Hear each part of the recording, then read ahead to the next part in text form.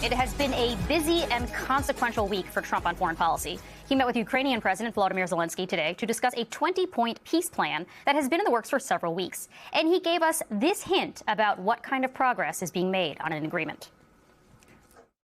The word agreed is too strong. I would say not agreed, but we're getting closer to an agreement on that. And that's a big issue, certainly. That's one of the big issues. And I think we're closer than we were probably one. It's unresolved, but it's getting a lot closer.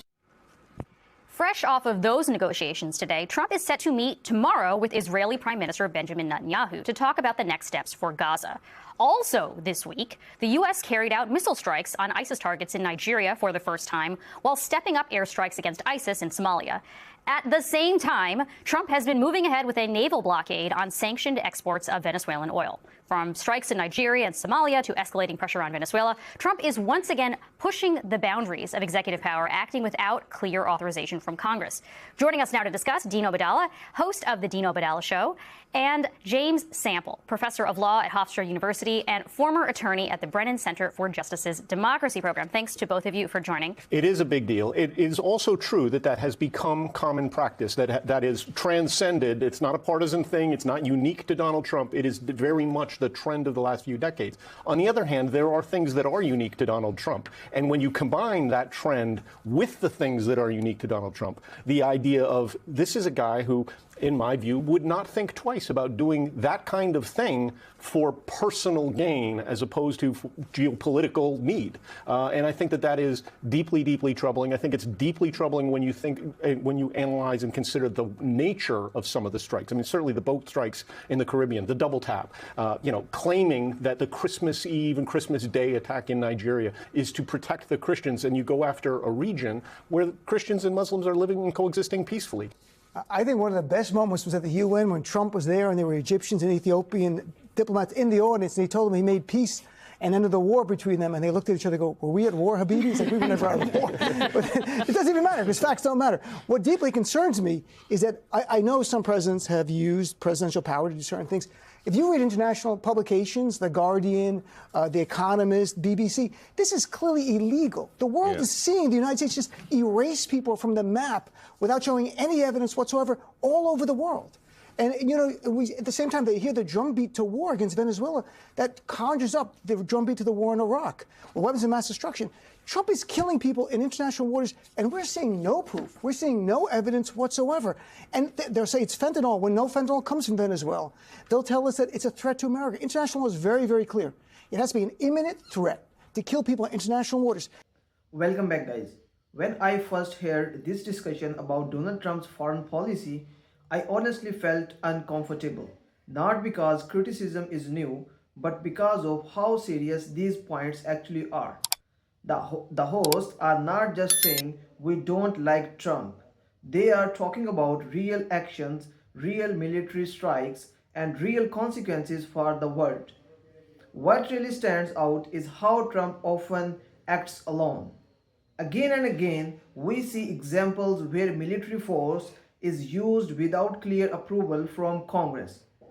Countries like Somalia, Nigeria, and even talk about Venezuela come up. Now, it's true that other presidents have also stretched their power, but the concern here is different. With Trump, there is always this question: is this about national security, or is it about personal or political benefit? Trump often says he is a man of peace. He claims he ended wars and avoided new ones. But when you actually look at this record, the story doesn't fully match the words. During his first term, the US launched many military operations. Bombing, drone strikes, covert actions, these did not stop. So there is a clear gap between what he says and what actually happens. Another deeply troubling issue is international law. The hosts argue that killing people in international waters without clear evidence or legal justification breaks international rules. When a country does this repeatedly, it sends a message to the world that laws don't matter. That's why they say the US starts to look like a rogue nation. That phrase is strong, but when power is used without limits, people around the world notice. Congress is supposed to be a check on presidential power. That's how the system is designed. But here, Republicans in Congress are accused of doing nothing. The host compared it to a no-show job from the Sophrons where someone gets paid but never actually works. But the meaning is serious. If lawmakers refuse to question or challenge the president, then accountability disappears. Then there's Ukraine. Trump says he can bring peace quickly. That sounds great. Everyone wants peace. But the problem is how is involved in these talks.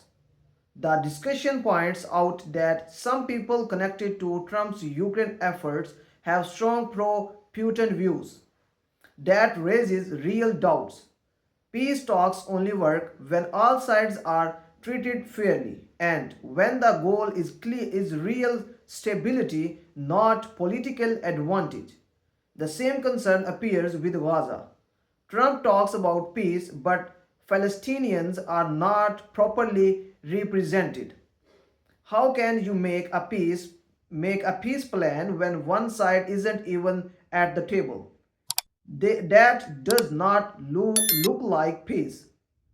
It looks like control, and history shows us that agreements made without all voices involved rarely last.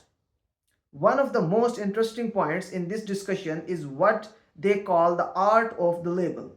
This idea explains how the government uses powerful words like ISIS or narco-terrorists to justify military action. Once a label is used, no further proof is needed. The label itself becomes the excuse. That's dangerous because it removes the need for evidence. It turns war into a branding exercise. The example of Nigeria is especially revealing. The strikes there are officially formed as fighting ISIS, but the host suggests another motivation. In the US, some evangelical groups push a narrative that Christians are being systematically targeted in Nigeria. By launching strikes, Trump may be appealing to this voter base rather than responding to a clear security threat. If that's true, it means foreign lives are being used to score domestic political points. That idea should scare everyone, regardless of political party. Military power should never be used to impress voters. Once leaders start doing that, there is no moral boundary left. What makes this even more concerning is Trump's personal style. He doesn't follow traditional processes. He doesn't seem interested in expert evidence. Discussions are fast, emotional, and sometimes driven by ego. When someone like that controls the most powerful military on earth, mistakes can turn into disasters very quickly. Supporters might say, well, he is strong, he is decisive, but strength without restraint is not leadership. Real leadership means knowing when not to act. It means respecting laws, institutions, and human life. This discussion is not saying America should be weak. It's saying America should be responsible. There is a huge difference. Power without rules creates chaos, and chaos never brings peace.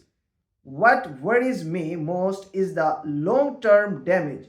When international law is ignored, when Congress stays silent, and when labels replace evidence, future presidents will copy this behavior. The bar keeps dropping, and once that happens, it's very hard to raise it again.